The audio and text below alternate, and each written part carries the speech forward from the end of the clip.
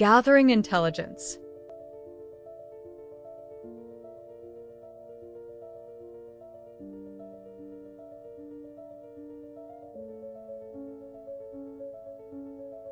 The flickering candlelight cast long, dancing shadows across the worn, leather-bound pages scattered across the ancient oak table. Sarah traced a finger across a faded inscription, the symbols a cryptic puzzle demanding deciphering. Beside her, Daniel, his brow furrowed in concentration, meticulously translated a passage from Aramaic. The air hung heavy with the scent of old parchment and unspoken anxieties. Their initial investigation had yielded a terrifying revelation. The shadowy organization wasn't simply a force of opposition. It was a meticulously planned, centuries-old conspiracy that had infiltrated every level of global power. Their influence stretched far beyond the political realm, weaving insidious threads into the fabric of society, corrupting institutions, and subtly manipulating the hearts and minds of men. This is worse than we imagined, Daniel breathed, his voice barely a whisper. He pointed to a specific passage, his finger trembling slightly. They're manipulating the global food supply, creating widespread famine to weaken nations and destabilize governments. They're using chaos as a weapon. A chill ran down Sarah's spine. The prophecy was unfolding before their eyes, but with a terrifying precision and scale she hadn't anticipated. The famine wasn't a random act of God. It was a meticulously orchestrated event, a calculated step in the organization's grand design. Their goal wasn't merely destruction. It was control, the establishment of a new world order founded on fear and submission, a twisted mockery of God's kingdom. "We need intelligence," Sarah declared, her voice firm despite the rising dread. "We need to know their next moves, their weaknesses. We can't fight a war blindfolded." Their initial efforts focused on the digital realm. Daniel, a gifted programmer, was able to bypass several layers of encrypted communications, uncovering fragments of conversations and coded messages. The organization's online presence was surprisingly sophisticated. They utilized a decentralized network, constantly shifting servers and encryption protocols, making tracking their activities a Herculean task. However, they managed to discover several key hubs, seemingly innocuous websites and forums used for communication and coordination. The information was carefully analyzed, piecing together the fragmented data like a complex jigsaw puzzle. The digital trail led them to a series of seemingly independent charities and nonprofit organizations, each working towards what appeared to be unrelated humanitarian goals. But beneath the veneer of altruism, Sarah and Daniel discovered a sinister pattern. These groups, often funded by anonymous donors, were subtly diverting resources, influencing policy, and creating the very chaos they claimed to be fighting against. It was a masterful campaign of deception, a testament to the organization's cunning and resources. They were manipulating public opinion, spreading disinformation, and manipulating media narratives, creating a climate of fear and uncertainty that served their malevolent goals. Their next step involved seeking help. They couldn't do this alone. They reached out to trusted contacts within the church, individuals known for their unwavering faith and commitment to truth. They knew this was a risk, as the organization's influence extended far beyond the secular world, potentially corrupting even the most devout. They discovered a hidden network of individuals, a silent resistance operating in the shadows, sharing information and offering support. This clandestine network, bound together by their shared faith, proved to be invaluable. One such contact, an elderly woman named Sister Agnes, provided a crucial piece of information. The organization's leadership held clandestine meetings in a secluded monastery high in the remote Carpathian Mountains. The monastery, seemingly abandoned for centuries, was rumored to house ancient artifacts and hidden knowledge, objects of immense power that the organization sought to exploit. The information was a breakthrough, a tangible target, a point of focus in the vast, nebulous threat they faced. But obtaining this intelligence had come at a cost. The risk of exposure was ever present, the organization's reach stretching into every corner of society. They learned of several attempted infiltrations, narrowly avoided through a combination of luck, prayer, and the timely intervention of their network of contacts. Armed with this crucial information, Sarah and Daniel began planning their next move. They understood that simply uncovering the organization's activities wasn't enough. They needed to disrupt their plans, expose their machinations to the world. The journey to the remote monastery wouldn't be easy. They anticipated fierce opposition, possibly supernatural in nature, given the rumors surrounding the artifacts within. They needed to prepare both spiritually and physically. They spent days in prayer, seeking God's guidance and strength, reaffirming their faith in the face of overwhelming odds. They knew that they were fighting a battle far beyond their human capabilities. The organization's reach and power were immense, their resources seemingly limitless.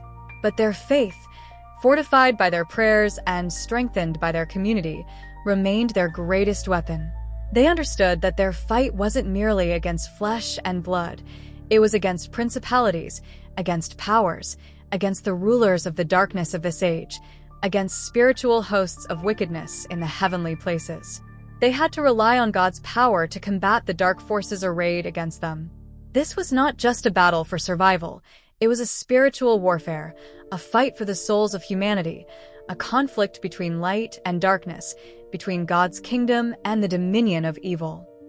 The weight of this responsibility settled heavily on their shoulders. The lives of countless individuals hung in the balance. The future of faith itself seemed to depend on their success. But amidst the fear and uncertainty, a profound sense of purpose burned brightly within their hearts. They were not merely victims. They were warriors, chosen by God to fight in the ultimate battle for good against evil. Their faith, tested to its limits, only grew stronger, their resolve hardened by the challenges that lay ahead. They knew, deep in their hearts, that despite the immense odds stacked against them, God's grace was sufficient, and His plan would prevail. The journey to the Carpathian Mountains would be fraught with danger, but they were ready. They were armed not with guns and bombs, but with faith, prayer, and the unwavering belief in God's ultimate victory. The fight had just begun. Strategic planning. The fire crackled merrily in the hearth, casting a warm glow on the faces gathered around the ancient oak table. Sarah, Daniel, and 3 others, Elder Michael, a seasoned theologian with a piercing gaze, Rebecca, a gifted linguist specializing in ancient languages, and Thomas, a former intelligence operative whose skills proved invaluable, formed the core of the Covenant, a small but fiercely dedicated group fighting against the encroaching darkness. The air, however, was far from warm and comforting. A palpable tension hung in the air, a silent acknowledgement of the monumental task before them. "Their influence is insidious," Daniel began, his voice low and grave, the words carefully chosen. He gestured to the maps spread across the table, each meticulously detailing the organization's reach.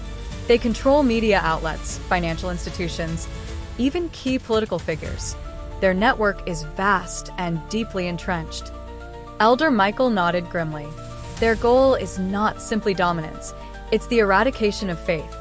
They seek to usher in a new world order devoid of God, a world ruled by fear and despair. He paused, his eyes locking with each member of the Covenant. We've seen the signs, the subtle manipulations, the deliberate erosion of moral values. This is not a mere political struggle. This is spiritual warfare. Rebecca, her fingers tracing the intricate patterns on a weathered scroll, spoke softly. Their rituals, the symbols they use, they're rooted in ancient paganism, twisted and corrupted to serve their dark purpose. They draw power from sources we barely understand, harnessing forces that would horrify most. She shivered slightly, a visible tremor in her usually steady hands. They've been manipulating events for centuries, quietly weaving their influence into the very fabric of our world. The scale of it is truly staggering. Thomas, ever practical, spoke next. "We need a strategy," he stated, his voice firm and resolute. "We can't fight them head-on. They're too powerful, too deeply embedded. We need to be smarter, more strategic." We need to identify their weaknesses, their vulnerabilities. He tapped a finger on one of the maps, highlighting a specific location. This facility in the Carpathian Mountains, it appears to be a central hub, a nexus of their operations. Disrupting their activities there could significantly cripple their network. A long silence followed, each member of the Covenant contemplating the enormity of the challenge. The task seemed insurmountable, the enemy too powerful. Yet, amidst the fear and uncertainty, an unshakable faith held them together. They knew they were not alone in this battle. They had the unwavering support of their God. Sarah, her gaze fixed on the flickering candlelight, spoke quietly. We need to focus on two fronts. We must disrupt their operations, weaken their influence, and expose their machinations to the world. But equally important, we need to prepare for the rapture. We must be ready when the call comes. How do we prepare for the rapture? Elder Michael asked. By strengthening our faith, Sarah responded. By spreading the gospel. By being a light in this increasingly dark world. We must ensure that as many souls as possible are ready to meet their Lord. Our work is not just about fighting this organization. It's about saving souls, preparing for the return of Christ. The discussion continued for hours, a meticulous planning session where every detail was carefully scrutinized. They mapped out a multi-pronged approach. Thomas outlined a plan for gathering intelligence and disrupting the organization's activities, focusing on subtle, strategic interventions rather than direct confrontation. Rebecca's linguistic expertise would be crucial in deciphering ancient texts and unlocking the organization's hidden secrets. Elder Michael's theological knowledge would guide their spiritual preparation and provide the necessary framework for their outreach efforts. Daniel's translation skills, combined with Sarah's keen intuition, would serve as the foundation for their strategic understanding of the enemy. They needed to identify key individuals within the organization, expose their corruption, and undermine their authority through carefully planned leaks and revelations. They would use their connections to plant seeds of doubt and discord among the organization's ranks, exploiting internal divisions and weaknesses. Simultaneously, they devised a strategy for disseminating the gospel, utilizing both traditional and modern methods to reach a wider audience. They would establish a network of safe houses and support systems for those seeking refuge and guidance. They would offer solace, hope, and spiritual direction to those lost and adrift in the increasingly chaotic world.